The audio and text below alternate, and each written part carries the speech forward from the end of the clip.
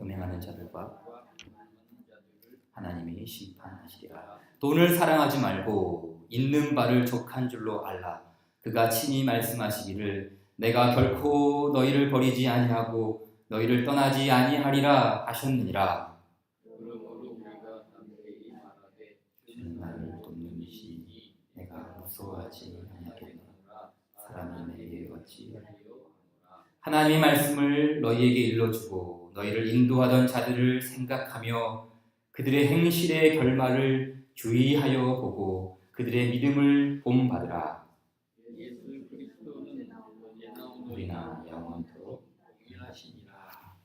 여러 가지 다른 교훈에 끌리지 말라. 마음은 은혜로서 굳게 함이 아름답고 음식으로서 할 것이 아니니 음식으로 말미암아 행한 자는 유익을 얻지 못하였느니라. 우리에게 제단이 있는데 장막에서 숨기는 자들은 그 제단에서 먹을 권한이 없나니 이는 죄를 위한 짐승의 피는 대제사장이 가지고 성소에 들어가고 그 육체는 영문 밖에서 불사름이라. 그러므로 예수도 자기 피로서 백성을 거룩하게 하려고 성문과 밖에서 고난을 받으셨느니라. 그런즉 우리도 그의 치욕을 짊어지고 영문 밖으로 그에게 나아가자. 우리가 여기에는 영광도 숨이 없으므로 깜짝할 것을 찾나니 그러므로 우리는 예수로 말미암아 항상 찬송의 제사를 하나님께 드리자. 이는 그 이름을 증언하는 입술의 열매니라. 오직 선을 행함과 남의 주의를 말라. 하나님은 이와 제사를 기뻐하시느니라. 너희를 인도하는 자들에게 순종하고 복종하라. 그들은 너희 영혼을 위하여 경성하기를 자신들이 청산할 자인 것 같이 하느니라. 그들로 하여금 즐거움으로 이것을 하게 하고 근심으로 하게 하지 말라. 그렇지 않으면 너희에게 유익이 없느니라. 우리를 위하여 기도하라. 우리가 모든 일에 선하게 행하려 함으로 우리에게 선한 양심이 있는 줄 확신하노니 내가 더 속히 너희에게 돌아가기 위하여 너희가 기도하기를 더욱 원하노라. 양들의 큰 목자이신 우리 주 예수를 영원한 언약의 피로 죽은 자 가운데서 이끌어내신 평강의 하나님, 모든 선한 일에 너희를 온전하게 하사 자기의 뜻을 행하게 하시고 그 앞에 즐거운 것을 예수 그리스도로 말미암아 우리 가운데서 이루시기를 원하노라. 영광이 그에게 세세 무궁토록 있을지어다. 아멘.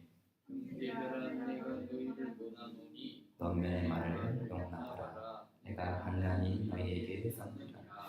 우리 형제 디모데가 놓인 것을 너희가 알라. 그가 속히 오면 내가 그와 함께 가서 너희를 보리라.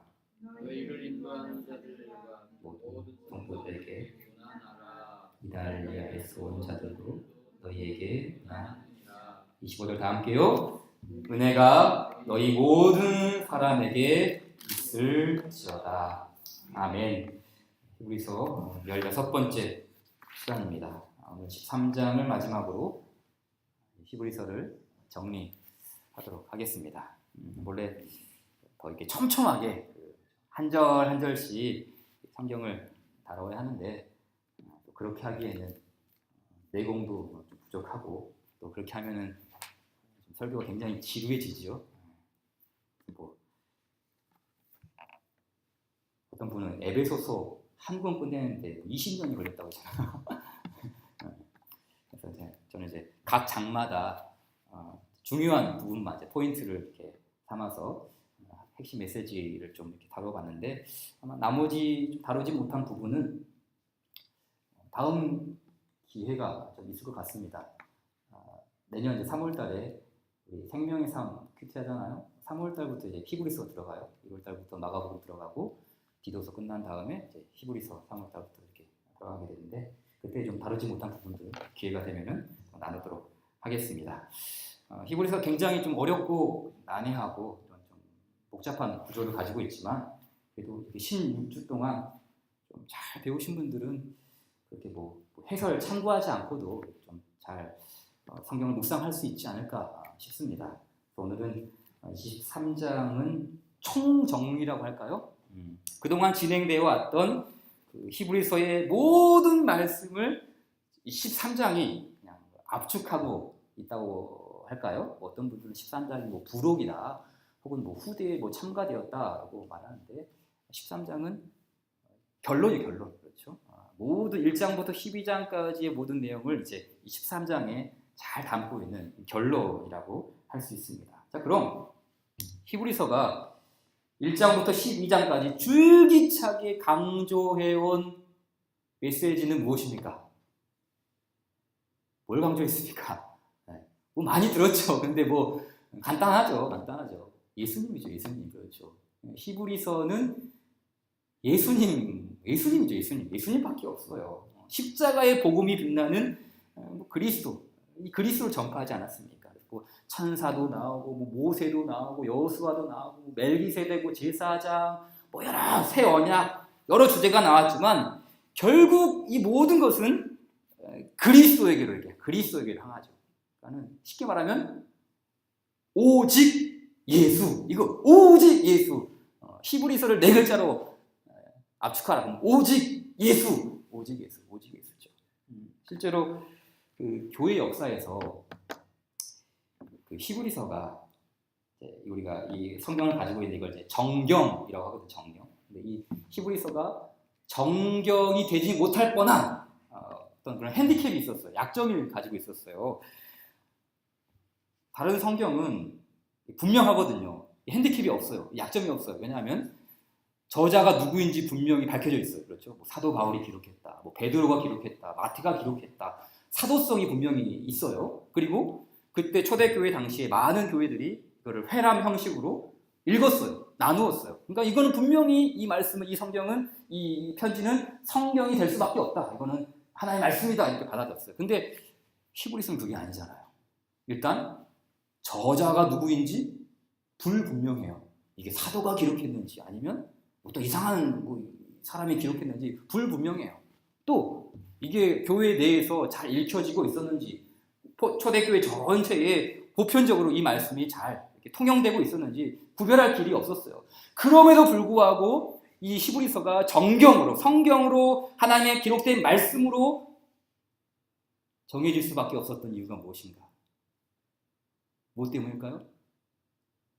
그리스도. 예수 중심, 그렇죠? 그리스도 중심의 말씀을 강력하게 전파하기 때문에 이것이야말로 성령의 감동하심으로 기록된 하나님의 말씀이고 온 교회가 받아야 할 성경이다. 단호하게 성경으로 받을 수 있게 되었던 것이죠. 그리스도 중심성이죠. 그리스도 중심성. 쉽게 말하면 예수 중심, 그 이단 예수 중심 교회 있죠. 그리고 그거 말고 예수님의 그 복음의 중심으로 우리의 삶과 우리의 신앙과 또 성경 말씀을 풀어가는 것 굉장히 중요하죠.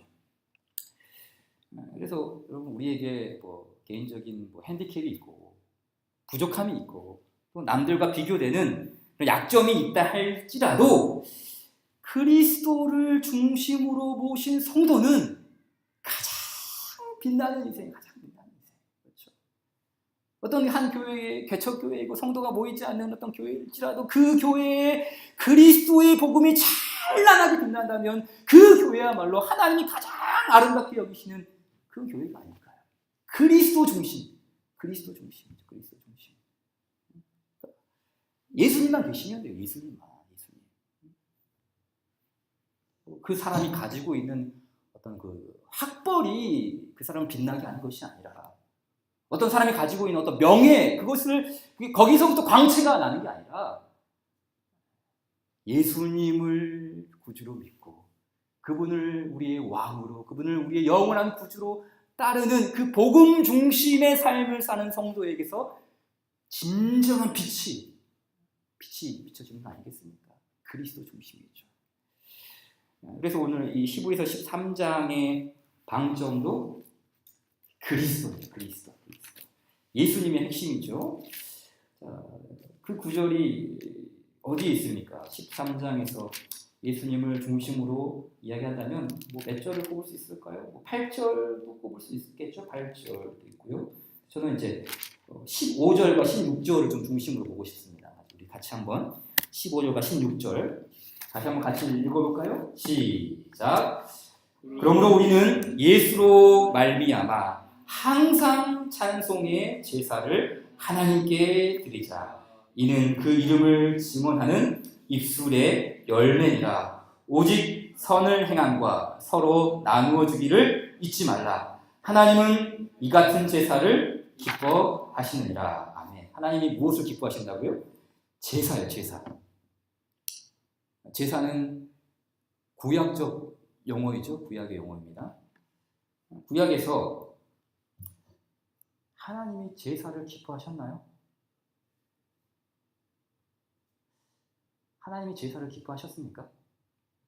구약에서 제사는 긍정적인 것보다는 좀 부정적인 이미지가 많습니다. 우리가 또 히브리서를 통해서 배웠듯이 구약의 제사는 한계가 있잖아요. 한계가 있어요. 구약의 제사는 한계가 있어요.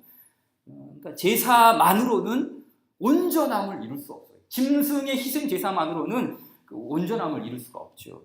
그래서 구약의 제사는 하나님을 흡족하게 하는 그런 제사가 아니었습니다. 또 하나, 이 구약의 제사는 상당 부분 거절당했어요. 그렇죠? 하나님이 제사만 드리시면 다 받으셨습니까? 아, 나가 너무 기쁘구나. 또 드려라, 또 드려라, 마음껏 드려라. 그렇게 했습니까?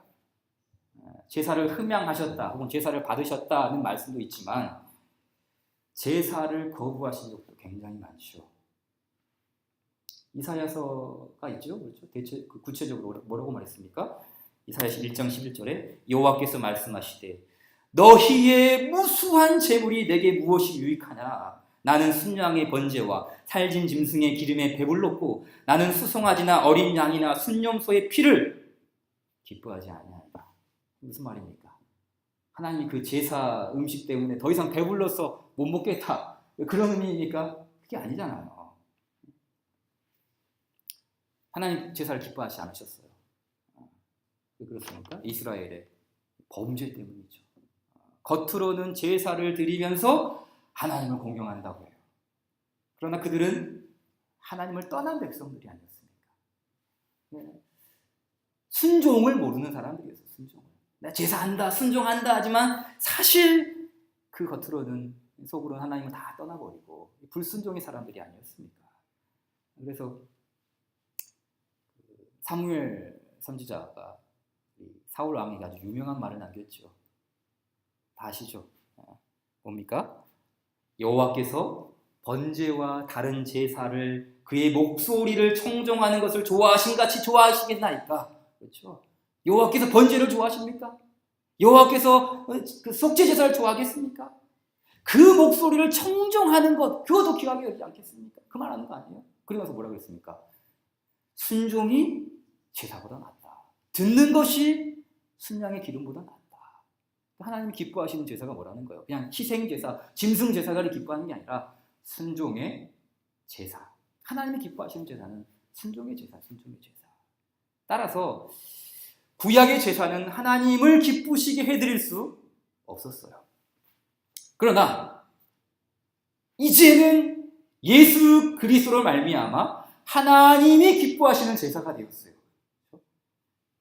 기쁨이 될 수 없는 제사였고 불완전한 제사였고 하나님이 거부하는 제사였지만 이제는 그리스도로 말미암아 하나님이 기뻐하시는 제사가 되었습니다. 어떻게 해요?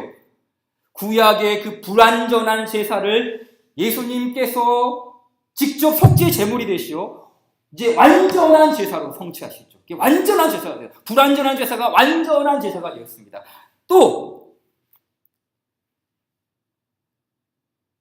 그리스도께서 순종하시죠. 순종하시죠. 순종의 제사를 드리셨어요. 히브리서의 어떤 구절이 생각나십니까? 그가 아들이시면서도 받으신 고난으로 순종함을 배웠다. 순종.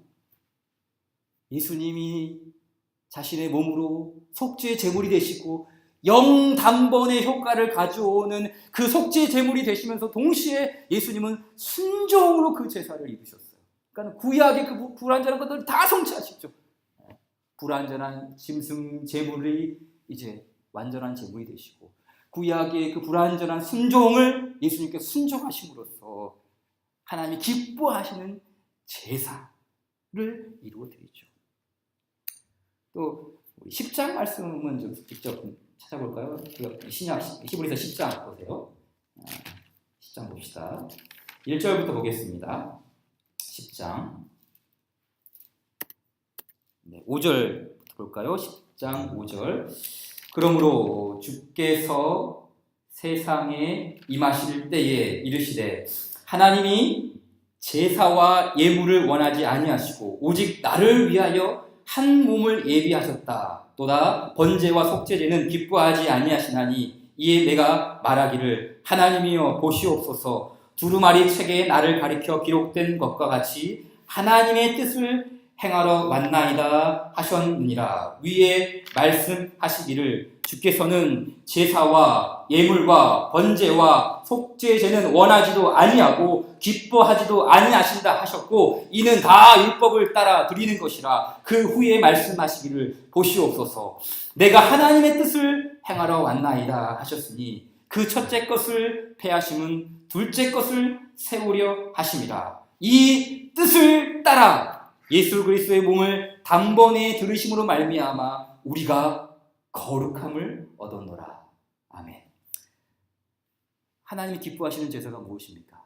하나님이 기뻐하시는 제사. 우리 주 예수 그리스도로 말미암아 하나님의 뜻을 이루신 일. 이게 바로 하나님이 기뻐하시는 제사죠. 하나님이 기뻐하시는 제사. 그러니까 구약의 율법은 온전하게 할 수가 없고 하나님의 뜻을 이루는 그런 순종이 될 수가 없죠. 하지만 그 예수님 덕분에 이 구약의 불완전한 제사가 이제 하나님이 참으로 기뻐하시는 제사가 되었다는 뜻이죠. 자, 그래서 다시 13장으로 돌아와서 아까 봤던 말씀처럼 우리는 하나님이 기뻐하시는 제사를 드릴 수가 있어요. 더 이상 제사는 없어요. 그렇죠? 제사는 끝났고 폐하해졌고 무너졌고 이제는 더 이상 제사는 존재하지 않습니다. 그럼에도 불구하고 어떻게 우리가 하나님이 기뻐하시는 제사를 드린다고요? 예수로 말미암아. 그렇죠? 예수. 그러니까 제사는 끝난 것이지만 여전히 유효하다는 거예요. 이상하죠? 끝났지만 여전히 유효한 거예요. 어떻게 해요? 예수님으로 말미암아. 이 예수 그리스도로 말미암아 하나님이 기뻐하시는 제사를 드릴 수 있다는 뜻이죠. 그래서 저는 오늘 이 하나님이 기뻐하시는 제사와 관련해서 세 가지를 말씀드리겠습니다. 첫째, 우리는 예수로 말미암아 사랑의 제사를 드릴 수 있고요. 둘째, 예수로 말미암아 고난 중에 소망할 수 있는 제사를 드릴 수 있고, 셋째, 예수로 말미암아 성령의 제사를 드릴 수 있어요. 자, 먼저 예수로 말미암은 사랑입니다. 하나님이 기뻐하시는 제사는 예수로 말미암은 사랑이죠, 사랑. 자, 오늘 본문 13장 16절에 오직 선을 행함과 서로 나누어 주기를 잊지 말라. 하나님은 이 같은 제사를 기뻐하시느니라 그랬어요. 선을 행하고 서로 나누어 주고 친교, 교제, 코이노니아를 말하는 거예요. 하나님께서 이런 제사를 기뻐하신다. 자, 이 말씀이 16절에 나오지만 사실 1절부터 시작이 되죠. 13장 1절, 2절 같이 읽어볼까요? 시작. 형제 사랑하기를 계속하고 손님 대접하기를 잊지 말라. 이로써 부지 중에 천사들을 대접한 이들이 있었느니라. 아멘. 그러니까 이 말씀은 단순히 선한 일 많이 해라, 착한 일 많이 하면 복 받는다, 그런 정도의 메시지가 아니죠. 왜 우리가 선을 행할 수 있는가? 그 문제를 다루고 있는 것이죠. 어떻게 우리가 형제를 사랑하고 이 손님, 여기서 말하는 손님은 나그네요, 나그네. 우리를 환영해주는 손님이 아니라 그냥 왔다가 스쳐 지나가는 나그네 말하는 것인데, 그런 나그네를 대접할 수 있는가? 어떻게 그게 가능하다고요? 그리스도의 사랑, 그리스도의 사랑. 그리스도의 사랑이 근원이 되었기 때문입니다. 그러니까 예수로 말미암은 사랑이죠. 예수로 말미암은 사랑. 우리의 어떤 인간적인 동정심이나 또 선행을 해야 하는 어떤 인도적인 차원에서의 선행이 아니라 예수로 말미암은 사랑, 예수로 말미암은 선행이라는 뜻이죠. 지난 23일에 주일이죠. 23일 주일 아침에 어떤 목사님의 일화가 TV로 방영이 되었어요. 목사님들이 TV에 나오면 걱정부터 되죠. 또 좋지 않은 일인가? 아까 보니까 좋지 않은 일은 아니, 좋은 일이에요. 나쁜 사건이 아니었습니다. 성탄 특집으로 23일 날 주일 아침인데요. 성탄 특집으로 제목이 이랬어요. 작은 예수 오방 최흥종이라는 목사님에 대한 일화가 소개가 되었어요. 예, 저 지금 TV가 없어서 저도 보지는 못했는데 좀 봐야 되겠다라는 좀 생각이 들었어요. 가끔씩 이렇게 성탄 시즌이 되면 우리 한국 교회에 좋은 영향을 미친 목사님들에 대해서 이렇게 TV가 방영을 해줍니다. 그래서 손양원 목사님 방영해줬고요. 그다음에 주기철 목사님 방영해줬고 이번에 오방 최흥종 목사님에 대해서 이렇게 이야기를 했어요. 혹시 최흥종 목사님 아십니까? 거기 잘 모르죠. 묻혀있는 분이신데 이분은 전라남도 광주에서 한센병자들 돌보시고 또 거린들을 이렇게 섬기셨던 사역을 하셨고요. 동시에 또 독립운동에도 앞장섰던 목사님이십니다. 그래서 실제 그 강주에 가면 우리 거리 이름 있잖아요. 거리 이름 뭐 통정 이길 이렇게 있고 뭐 새말로 이렇게 있잖아요. 거기 강주 광역시에 가면 오방로라는 거리가 있어요. 오방로, 충장로 있고 오방로 있어요. 오방로가 어디서 온 건지 아십니까? 이 최영정 목사님의 호를 따서 오방로라고 그 거리 이름 만든 거예요. 그러니까 이 최영정 목사님의 사역이 얼마나 귀했는지, 얼마나 그 교계에 기감이 되고 또 믿지 않는 사람들에게 또 이 지역 사회에 많은 영향력을 미쳤는지 알 수 있는 대목이지 않습니까? 특히 어떤 이름도 없는 우리도 잘 알지 못하는 목사님의 호를 따서 오방로라고 할 수 있습니다. 그만큼 이 목사님의 숨어있는 사역이 이렇게 진가를 이제서야 나타나게 된 것이죠. 근데 TV에서 이런 방송을 하는 이유가 뭘까요? 이제 물론 우리 기독교 교계에서 이렇게 투자를 해서 이렇게 공영 방송에 내보내긴 것이긴 하지만 공영 방송에서 주일날 이렇게 이런 목사님에 대한 일화를 사람들한테 소개해주는 이유가 뭘까요? 예수님 믿고 불신자들 교회 나가라고요? 사실 그게 아니죠. 이거는 불신자를 위한 방송이기보다는 사실 믿는 자를 위한 방송이 아닐까 싶어요. 교회를 향한 메시지, 교회를 향한 메시지. 야, 그 옛날에 100여 년 전만 해도 교회는 이 세상의 이 한국 사회의 대한민국의 등불이었다. 목사님들은 세상의 빛이었다. 교인들은 천국을 보여주는 하나님 나라의 대사들이었다. 그런데 지금 너희들의 모습은 어떠하냐? 불과 100년밖에 안 지났는데 지금 교회의 모습은 어떠하냐? 지금 교인들의 모습은 어떠하냐? 지금 목사들의 모습은 어떠하냐? 다 하나같이 사람들 모이기 혈안이 되어 있고 온갖 이성만 챙기고 부정부패를 일삼고도 예수 믿고 천국 가자고 하는 사람들이 당신들이 아니냐. 그러니까 이런 내용을 보여주면서 우리에게 경종을 일깨우는 방송이 아니겠습니까? 여러분, 예수로 말미암아 항상 찬송의 제사를 드리는 삶은 교회에서 이루어지는 게 아니에요. 교회당 안이 아니라 교회당 밖이에요. 교회당 밖. 교회당 밖. 또 우리 믿음의 선조들이 세상 사람들이 놀려주었던 별명이 있죠. 예수쟁이. 들어보셨습니까? 예수쟁이. 요즘 예수쟁이라고 별명 붙여집니까? 언젠가 모르게 사라져버렸어요. 예수쟁이라는 말이 사라져버렸어요. 무슨 말입니까? 우리 삶 속에 예수님이 사라지고 있다는 그런 의미가 아닐까요? 예수쟁이. 예수쟁이. 어떻게 보면 참 놀림감이고 우리를 조롱하는 별명 같지만 그 예수쟁이라는 말 속에는 사실 모든 게 담겨 있어요. 모든 게 담겨 있어요. 예수쟁이, 예수쟁이. 저 김대리는 예수쟁이다. 저 박 선생은 예수쟁이다. 저 군대에 있을 때 그때는 목사도 아니었는데 우리 행정보고관 상사가 저한테 그러더라고요. 목사님, 목사님 그래요. 목사님. 저 목사님. 이등병인데 목사님 그래요. 뭘 저를 놀리기 위해서 하는 말이기도 하겠죠. 근데 그 말에 막중한 책임감이 들었어요. 나는 이 목사도 아닌데 목사님이라고 부른다. 내 삶과 행동과 모습이 어떠해야 되는지 세상 사람들이 불러주는 그 호칭에 의해서 내가 각성이 되더라. 여러분, 예수쟁이라는 별명 다시 회복되어야 되는 거 아닙니까? 우리가 다시 받아야 할 별명 예수쟁이, 예수님 때문에 살고 예수님 때문에 죽고 예수님으로 사는 그 예수쟁이, 이 교회가 다시 회복되어야 되는 거 아닙니까? 예수님 때문에 거룩하고 예수님 때문에 정직하고 예수님 때문에 사랑하고 예수님 덕분에 선을 행하는 예수쟁이들이 되어야 돼요. 예수쟁이. 두 번째, 우리가 하나님께 찬송의 제사를 드리는 두 번째 모습은 뭔가? 바로 이 예수로 말미암아 고난 중에도 소망할 수 있다는 거예요. 고난 중에도 소망할 수 있는 것.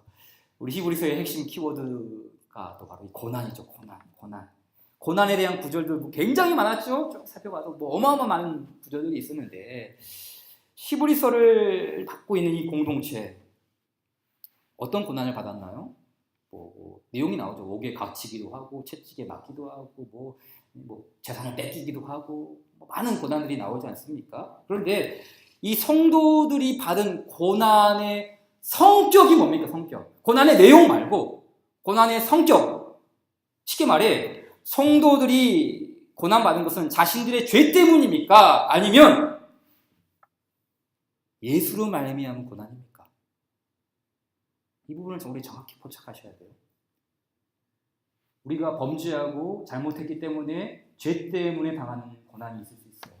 그러나 신자에게는 그런 고난만 있는 게 아니에요. 예수로 말미암은 고난. 베드로후서에는 애매한 고난, 부당한 고난이라고 했죠.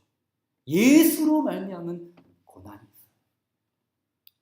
그러니까 겉으로는 그 유대인의 핍박이 있고 로마 당국의 압박이 있었지만 그 고난은 어디까지나 2차적인 것. 1차가 아니에요. 2차적인 거예요. 그러면 1차적인 고난의 배우가 누구인가? 이 고난을 누가 주고 있습니까? 누가 줍니까? 어떤 사람은 사탄이라고 그러죠. 사탄이 고난을 줍니까? 여러분, 이 고난의 배우가 누구입니까? 아버지 하나님이세요. 아버지 하나님. 예수님이 하나님의 아드님이시면서도 무엇을 받으셨다고요? 고난을 받으셨어요. 그가 아들이시면서도 받으신 고난이요. 받으신 고난. 아들이시면서도 그 고난을 받으셨어요. 부당한 고난, 애매한 고난이죠. 마찬가지예요. 예수로 말미암아 하나님의 자녀가 된 우리도 하나님의 아들이잖아요. 하나님의 딸이잖아요. 그러니 우리가 당하는 고난 역시 아버지의 섭리라는 사실을 기억하셔야 해요. 하나님의 섭리가 있어요. 여러분, 이 말씀 잊지 마세요. 히브리서 12장 6절이죠. 주께서 그 사랑하시는 자를 축복하시고 그가 받아들이시는 아들마다 형통하게 하심이라. 맞았습니까? 이 말이 맞는 말입니까? 주께서 그 사랑하시는 자를 축복하시고 그가 받아들이시는 아들마다 형통하게 하십니다. 성경은 이렇게 말하지 않아요. 뭐라 그랬어요? 주께서 그 사랑하시는 자를 징계하시고 그가 받아들이시는 아들마다 채찍질하십니다. 역설이죠. 이것이 기독교의 본질이 아닙니까? 그가 아드님이시면서도 받으신 고난으로 순종하셨어요. 하나님의 아들, 딸인 우리에게도 부당한 고난, 애매한 고난, 우리가 알지 못하는 고난이 있을 수 있어. 그러나 그 고난, 예수님께서 그 받으신 고난을 순종하셨듯이 우리에게도 하나님의 아들과 딸로서 우리가 당하는 이 애매한 고난, 순종함으로 받아야 하는 거 아닙니까? 근데 왜 우리는 자꾸 이 말씀 뒤집어요? 사랑하시는 자를 축복하시고 그가 받아들이시는 자녀에게 형통하게 하신다. 왜 그렇게 축복만 강조합니까? 왜 그렇게 형통만 강조해요? 예수님은 아드님이시면서도 고난 받으셨는데요. 오늘 13장 말씀에도 그 고난의 말씀이 나오죠. 13장 12절. 그러므로 예수도 자기 피로써 백성을 거룩하게 하려고 성문 밖에서 고난을 받으셨습니다. 예수님은 성문 안이 아니라 성문 밖에서 고난 받으셨어요. 성문 밖에서. 이 성문 밖은 제물의 짐승들의 제사로 드리는 그 짐승들의 오물이 버려지는 곳이에요. 똥, 쓰레기, 창자, 내장을 버려지는 거예요. 또 다 타고 남은 잿더미가 버려지는 곳이에요. 성 밖이에요. 성 밖. 또 성 밖에 어떤 사람들이 살고 있었어요? 나병 환자들, 나은 자들, 한센병자들. 공동체에 편입이 되지 못하는 거예요. 쫓겨나고 멀어지고 소외되고 버려진 사람들이죠. 이게 성문 밖이에요. 성문 밖. 근데 그리스도께서 성문 밖에서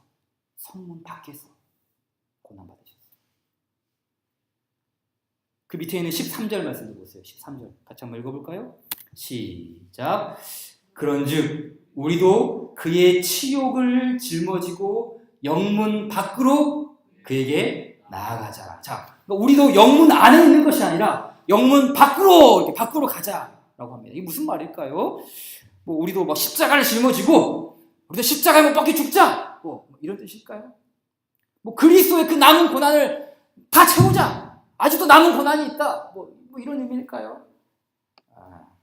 이 말씀도 조금 우리 헷갈리면 안 돼요. 이 말씀의 방점은 영문 밖으로 가자 이게 아니에요. 영문 밖으로 가자가 아니라 여기 마지막 나오는 영문 밖으로 그에게 나아가자. 그에게 나아가자. 그에게 그분이 누구예요? 그리스도에게 나가야 그리스도. 그리스도에게로 나아가자는 거예요. 그래서 이걸 다시 번역하면 그런즉 우리도 그의 치욕을 짊어지고 영문 밖에 계신 그리스도에게로 나아가자라는 뜻이에요.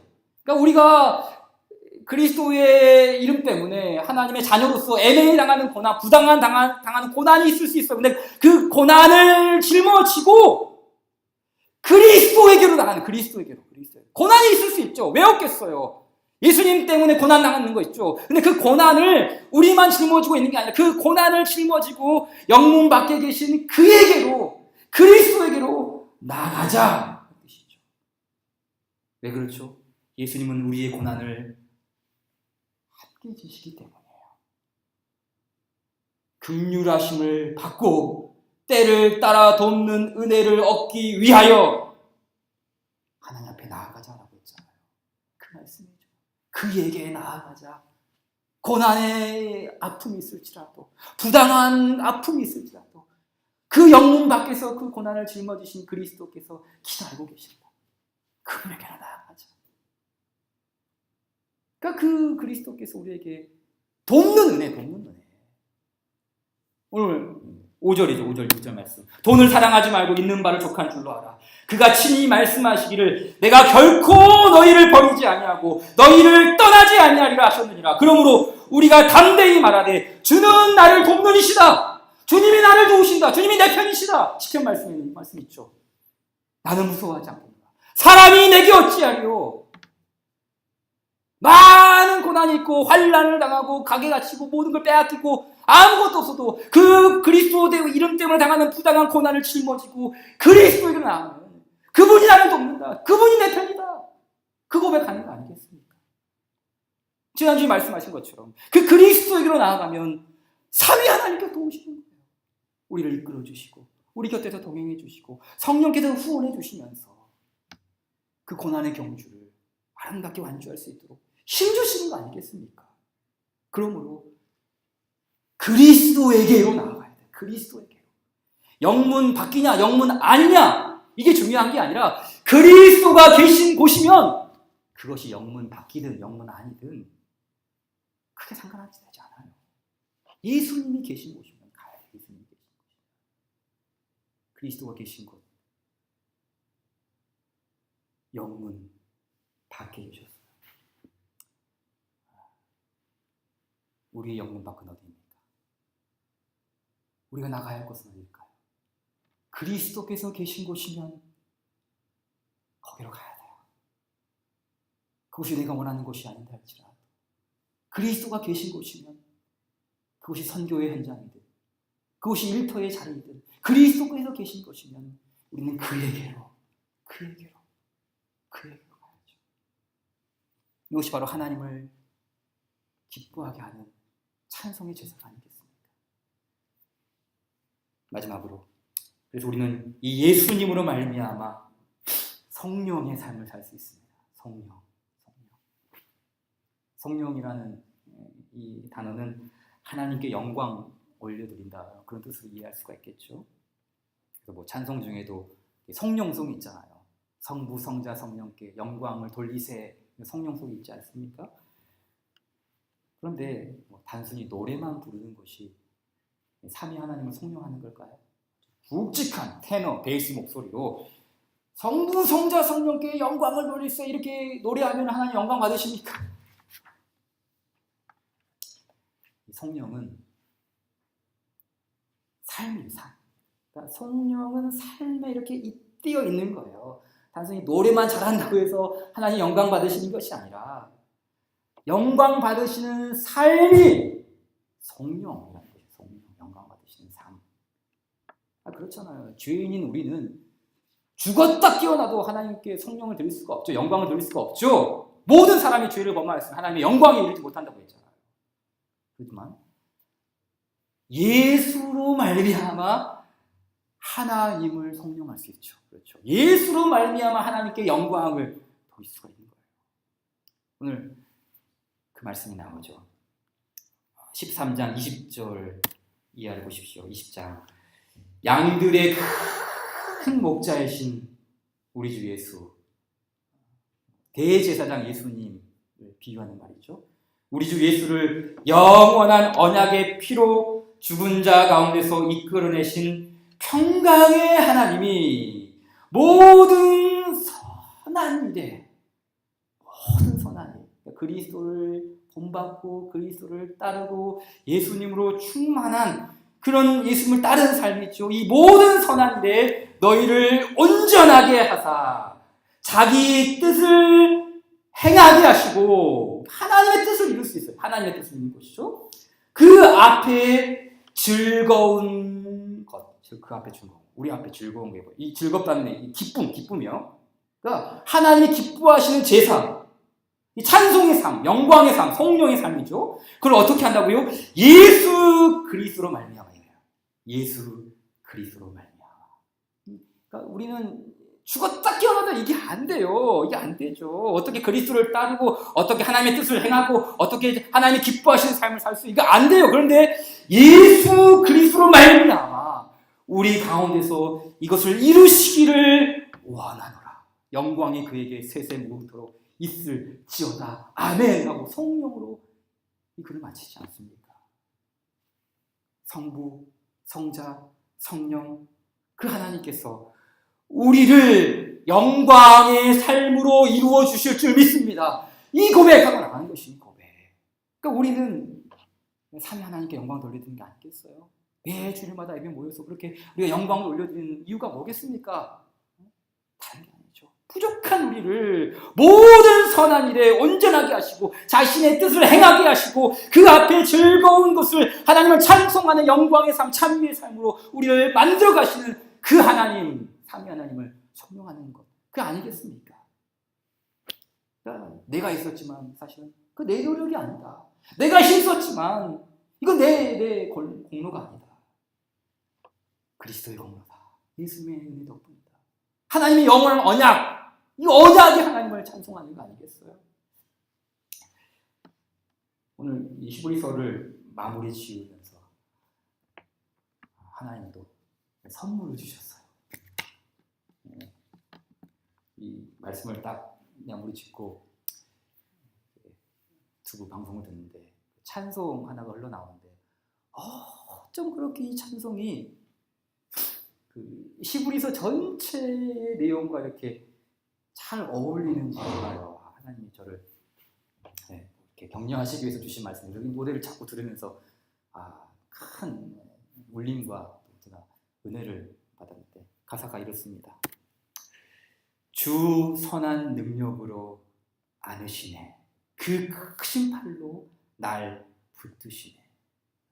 흘러 떠내려갈 것 같은 그런 세상의 풍파 속에서도 하나님의 그 선한 능력이 우리를 안으시고 그 크신 팔로 나를 붙드신다.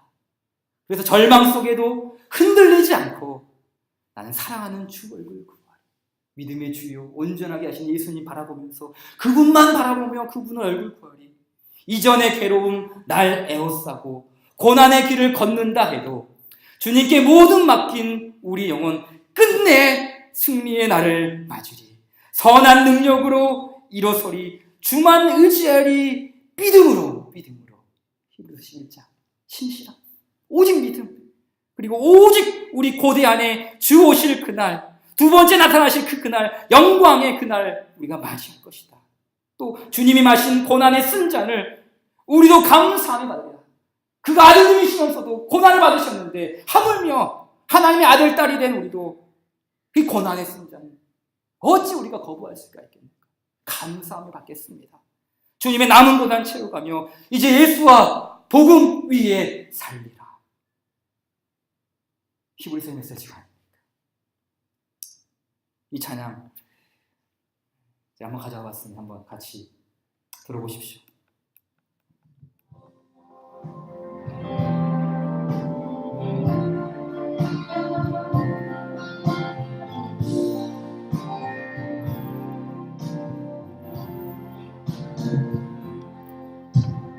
선한 능력으로 안으시네.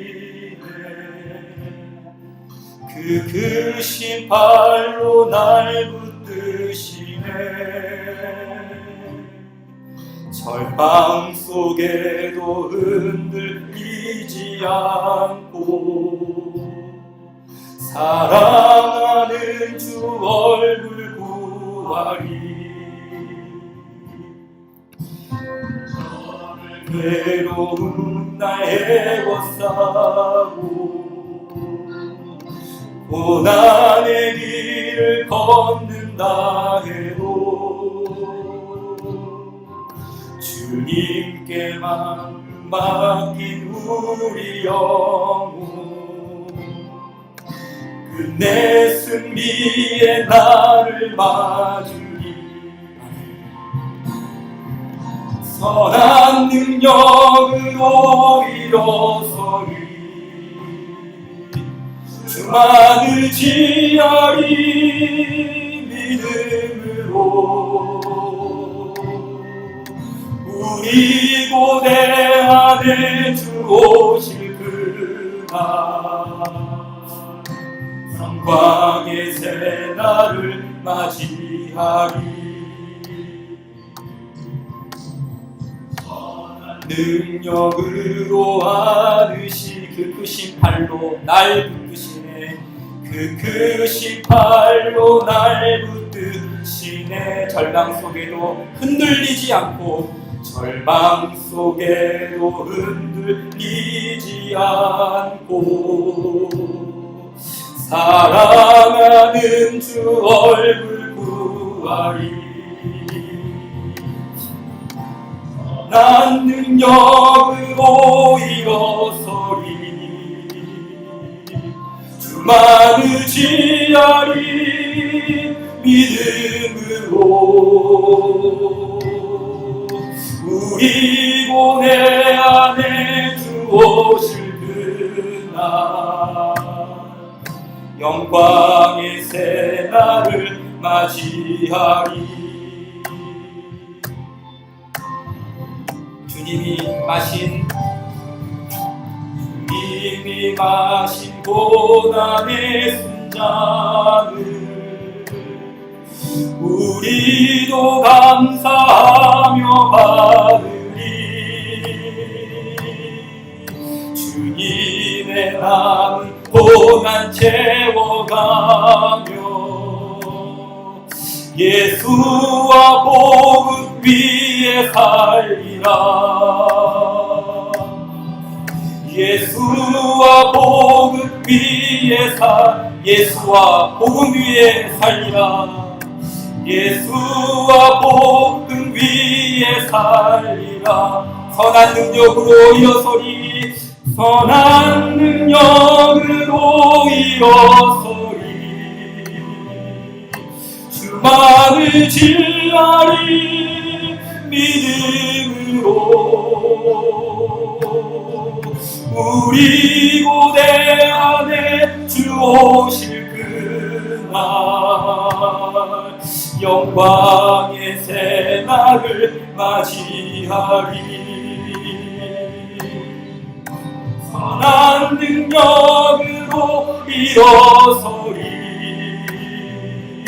주만을 지하리 믿음으로. 우리 고대 안에 주 오실 그날 영광의 새날을 맞이하리. 내 안에 주 오실 그날 영광의 새날을 맞이하리. 기도하겠습니다.